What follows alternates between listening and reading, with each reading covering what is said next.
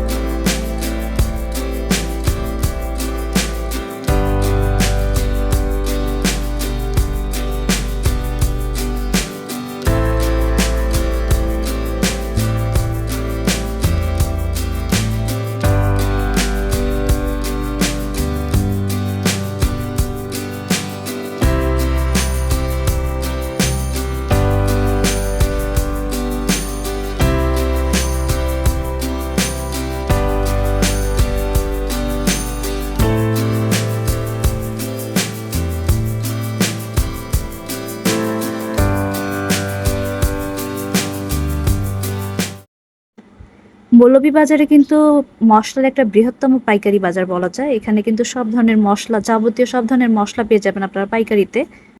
খুচরা নিতে পারবেন, তবে খুচরা একটু দাম বেশি রাখবে। পাইকারিতে নিলে ওনারা পাইকারি রেটে যা দাম রাখে ওইভাবেই রাখবে। আপনারা এখান থেকে নিয়ে এক কথা যেটা বিজনেস করার জন্য যারা পাইকারি রেটে প্রোডাক্ট নেয় বা মশলা নেয়, এখান থেকেই নিতে পারবেন। এখানে অনেক কমে পাওয়া যায়।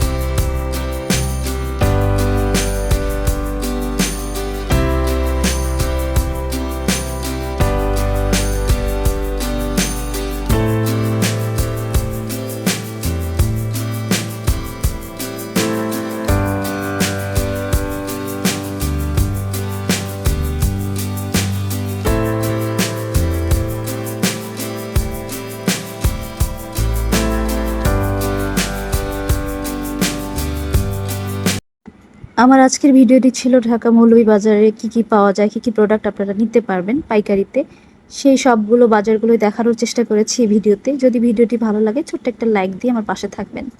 দেখা হচ্ছে নেক্সট ভিডিওতে। সবাই ভালো থাকবেন। আল্লাহ হাফেজ।